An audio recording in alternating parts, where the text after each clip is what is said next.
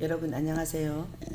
이번 시간에는 지역사회복지론 9장 사회복지협의회와 지역사회보장협의체에 대해서 3교시 수업을 진행을 하도록 하겠습니다. 여러분들께서 소지하고 계신 교재는 236페이지입니다. 실무협의체입니다. 실무협의체의 역할은 협의체 업무를 효율적으로 수행을 하기 위하여 실무협의체를 설치를 합니다. 구성원칙으로는 첫째는 포괄성으로 실무협의체 위원은 해당 시군구의 지역사회보장 주체를 모두 포함할 수 있도록 구성을 합니다. 둘째는 전문성으로 실무협의체 위원은 해당 시군구의 지역사회보장 영역 업무에 종사하고 있는 실무자를 중심으로 구성을 합니다. 실무협의체 기능으로서는 실무협의체는 사회보장 사업의 주요사항 관련 건의와 공동사업개발 및 그리고 건의, 그리고 지역사회 서비스 제공 및 연계협력에 관한 협의, 그리고 대표협의체의 심의안건, 그리고 사전검토, 그리고 실무분과 간 역할 조정 및 협력 도모 등의 역할을 수행을 합니다. 실무분과입니다. 실무분과의 역할은 지역의 사회보장 관련 기관 법인단체 시설 간 연계와 협력 강화 및 실무협의체의 운영을 촉진하기 위해서 운영을 하고 기능으로는 실무분과는 지역사회 보장계획 모니터링, 그리고 분과별 공동사업 수행, 그리고 사회보장 분야별 그리고 대상자별 사례회의 및 교육, 그리고 분야별 사회보장 관련 정책 제안 등의 역할을 수행을 합니다. 그리고 이제 구성 형태로는 실무분과는 지역 특성 및 여건에 맞게 대상별, 지역별, 기능별로 다양한 형태로 구성을 할 수 있습니다. 첫째는 대상별 분과로 지역의 영유아나 아동이나 청소년, 여성, 노인, 장애인 등 사회보장 대상자의 특성과 욕구를 기반으로 하여서 실무분과를 구성을 할 수 있습니다. 둘째는 지역별 분과로 농어촌 등 사회보장 분야의 인적 자원이나 물적 자원 부족으로 대상별 분과 운영이 비효율적일 경우에 업이나 면이나 동 또는 소생활권 단위의 분과를 구성을 할 수 있습니다.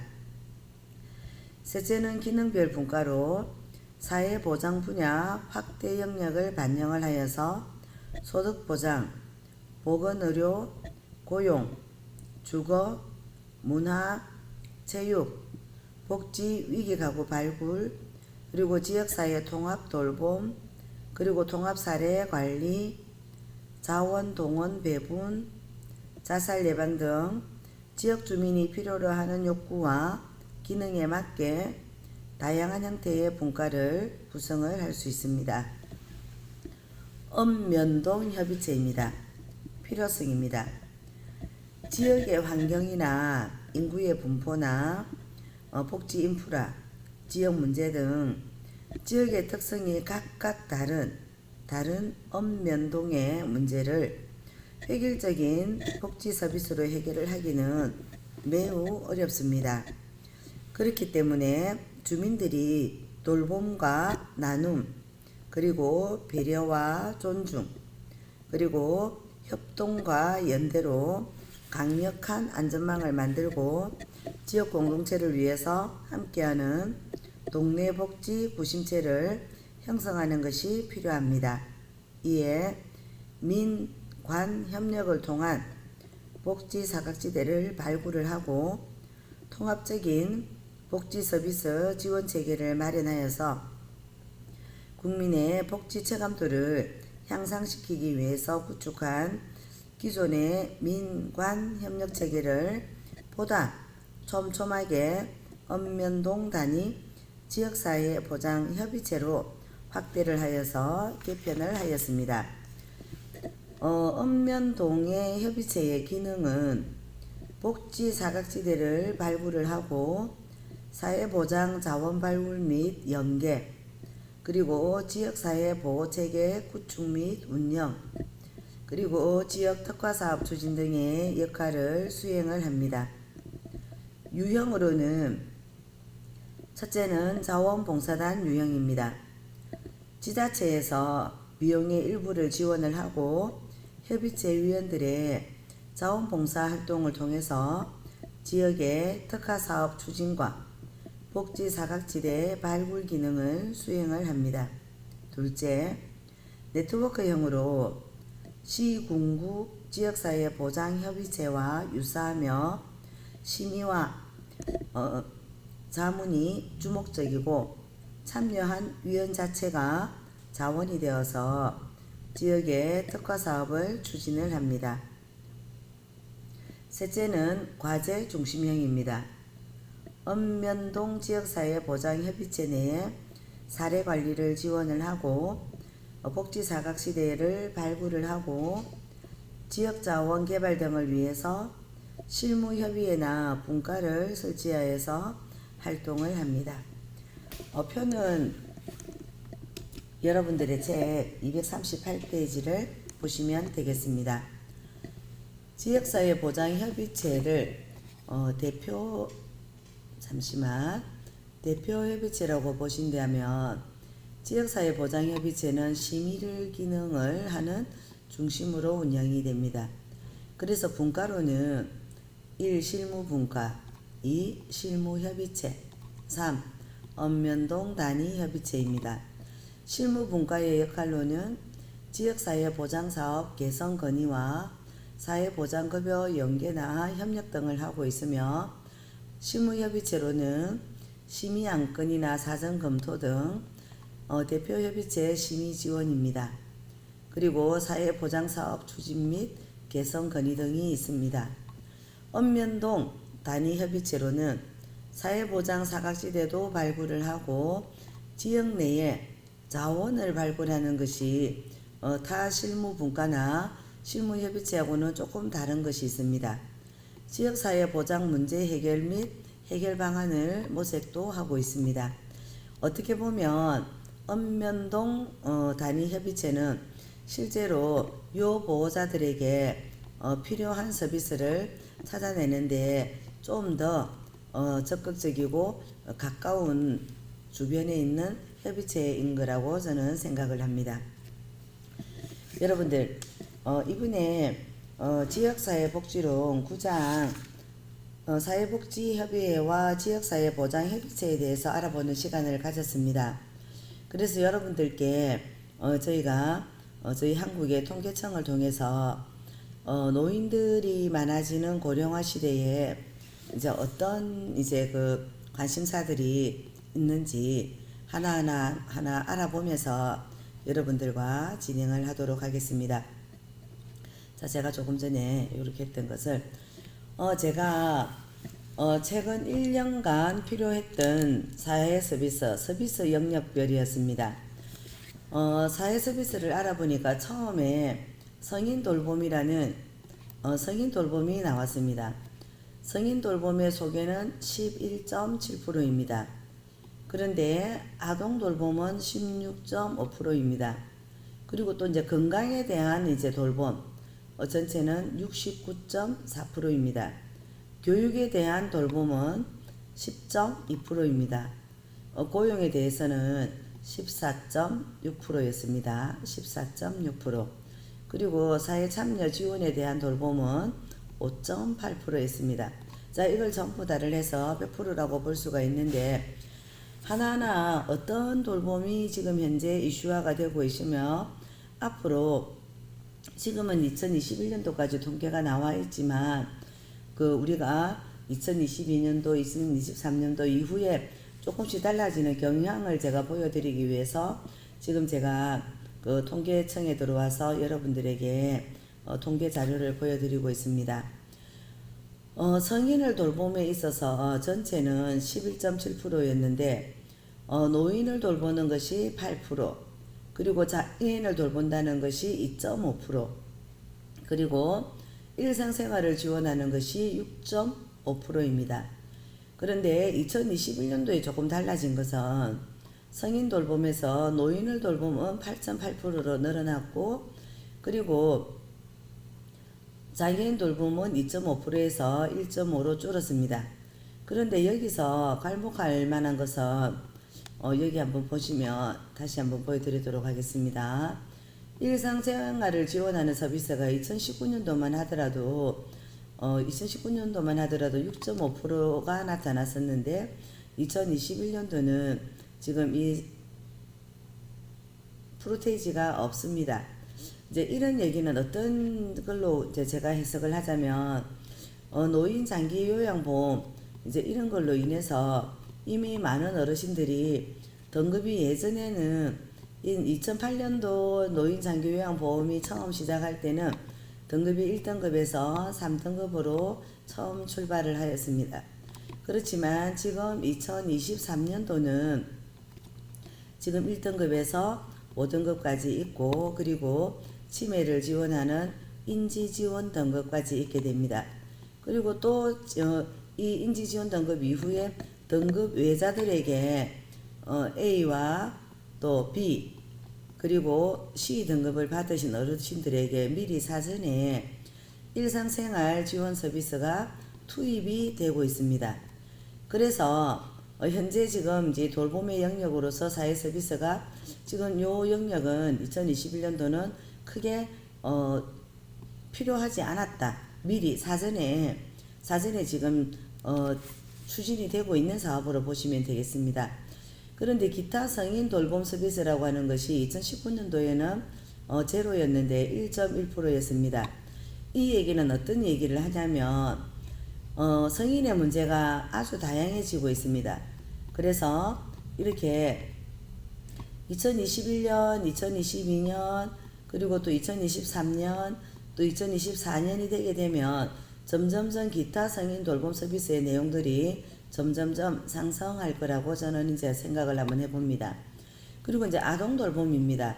자, 우리가 제가 7강에서 보여드렸던 인구조사를 보시면 현재 지금 출산율이 떨어지고 있고 고령화 시대에 또 초고령화 시대를 지금 우리가 맞이할 상황이지만, 그래도 우리가 출산에 대해서 아동 돌봄 때문에 출산을 지원하는 이제 서비스가 지금 4.3%인데, 그런데 출산을 장려한다고 하면서 출산을 지원하는 지금 서비스 영역이 또 줄어드는 것 같습니다.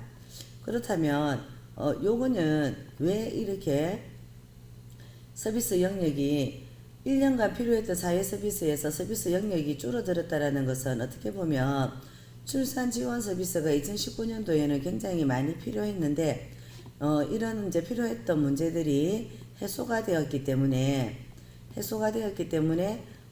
지금 이렇게 2021년도는 프로테지가 떨어졌다. 그리고 이제 보육 서비스도 10.3%였습니다. 그래서 많은 이제 보육에 대한 서비스들이 생기기 시작을 했죠. 그래서 어느 정도는 또 떨어졌다. 그리고 방과 후 돌봄 서비스가 있었는데 7%에서 6.9% 거의 대등한 관계를 보이고 있습니다. 그리고 기타 아동 돌봄 서비스는 이제 그 기타 아동에 대한 돌봄 서비스가 이제 아이들에게 어느 정도 19년도 필요했는데 이후에는 이건 역시 잘 진행이 되고 있기 때문에 프로테지가 떨어졌다고 보시면 되겠습니다. 자, 그리고 여러분들, 자, 건강입니다. 건강은 우리가 전체로 보았을 때 69.4%에 대해서 서비스가 필요하다고 이야기를 하였습니다. 그래서 어떤 서비스가 가장 많이 필요합니까? 물었더니 신체 서비스라고 나왔습니다. 그리고 정신건강 서비스도 나왔습니다. 그리고 재활 서비스가 나왔습니다. 그래서 국가에서는 2007년도 8년도 그 시점부터 국민건강보험공단에서 100세 건강 지도사를 모집을 해서 각 마을에 지원을 하는 각 마을에 강사 한 명을 화요일이나 수요일날 어르신들에게 이렇게 날짜를 정해서 오후에 신체 건강을 지킬 수 있는 근골격계 운동이나 또 레크레이션 운동이나 이런 것 등으로 어르신들에게 다가가게 하고 있습니다. 그래서 그런지 지금 신체 건강 서비스가 14.7%로 줄었습니다. 하지만 그래도 14.7%는 필요하다는 거죠.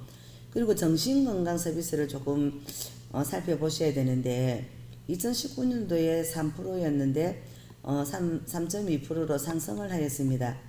이런 부분에 있어서는 신체 못지않게 건강에 대한 지원 서비스도 이제 계속적으로 더 많이 상담센터나 이런 상담 지원이 돼야 될 것 같습니다. 그리고 이제 재활 서비스는 3.4%였는데 2021년도는 1%로 떨어졌습니다. 자, 그리고 여러분 저희들이 받고 있는 이제 교육입니다. 교육에 대한 지원이나 평생교육 지원 서비스가 실제로는 9.1%의 요구가 있었습니다. 그렇지만 지금 우리가 많은 사람들에게 이제 정보를 제공하는 거죠.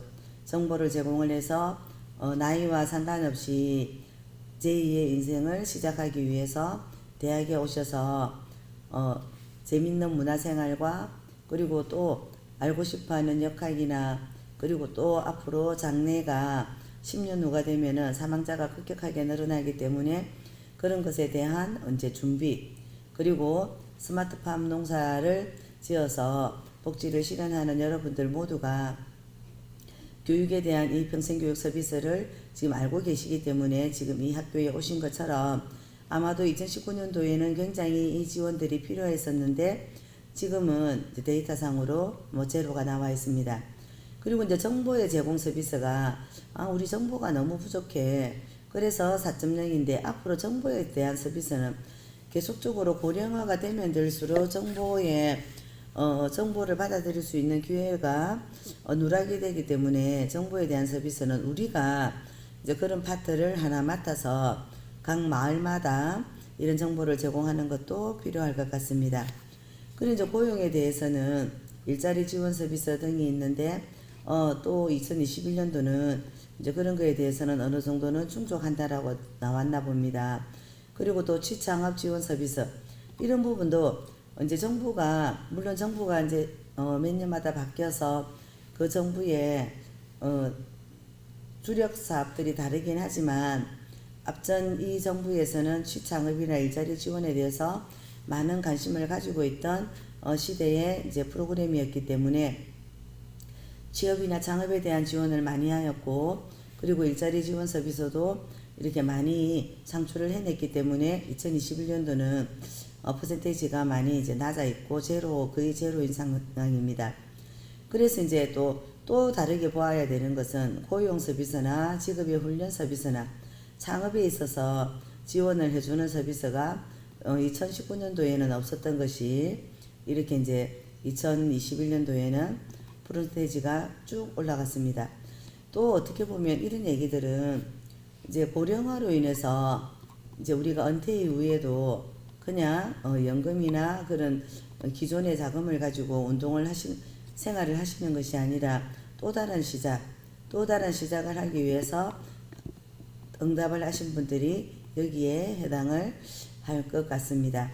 그리고 사회 참여 지원으로는 5.8%가 나왔는데 사회를 참여를 하고 싶어도 실제로 서비스나 이런 것들에 대해서 잘 모르면 참여를 하지 못하는데 또 그 다음 2년 후에는 충분하게 잘 이렇게 사회 참여를 많이 할 수 있게끔 서비스가 충족이 되는 건지 이번에는 이렇게 제로가 나왔습니다.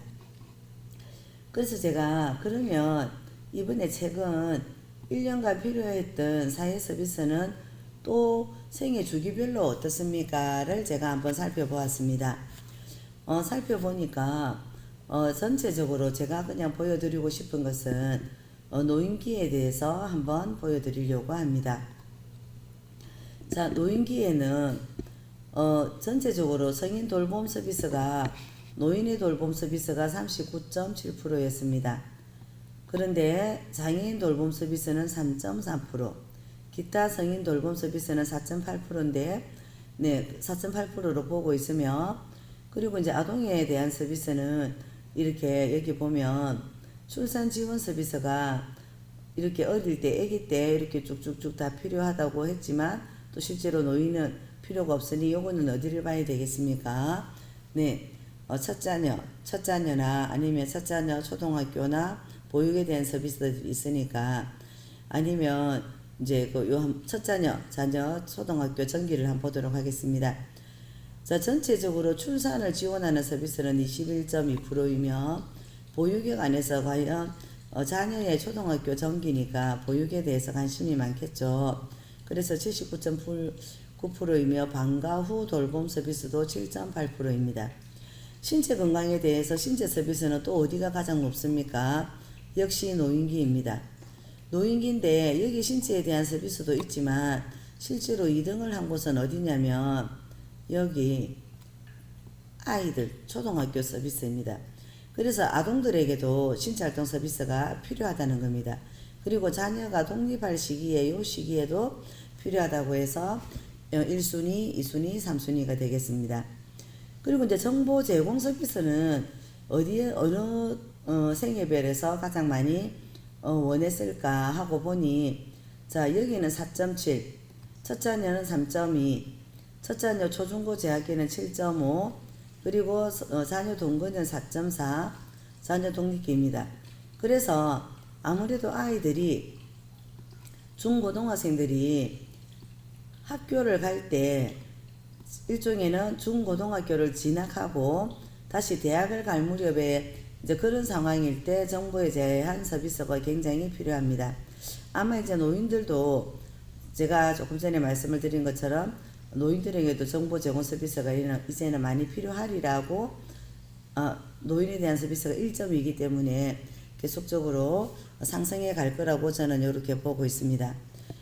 그리고 아동교육 서비스는 역시나 첫 자녀나 초중고 학생들이 많이 있는 요 시기의 생애 주기별입니다. 그리고 성인에 대한 교육 지원 서비스는 역시 성인기 자녀 독립기입니다. 아이가 성장을 하고 이제 독립을 성인 첫 자녀 동거기입니다. 그래서 성인이 내 자녀에게도 줄 수 있는 것도 필요하지만 어떻게 보면 이제 본인에게도 필요한 자료가 될 수가 있고 자녀가 독립할 시기에도 성인에 대한 교육들이 필요하다. 그래서 지금 우선 올해 우리 부산과학기술대학교에서 평생교육원에서 성인학습자 융복합 프로그램을 진행을 하고 있는데 이제 타카에서도 많이 오셔가지고 수업을 많이 듣고 있습니다.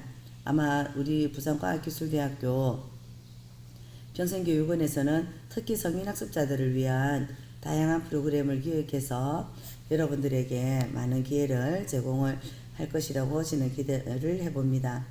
그리고 고용 서비스를 살펴보면 이제 가장 그래도 높은 곳이 자녀 첫 동거기다 그죠? 왜냐면 아이가 성장을 해서 대학을 나오고 이제 이렇게 뭐 취업을 해야 되는 상황이고 그리고는 미혼기 결혼을 앞두기 전에 고용 서비스들이 많이 필요했습니다.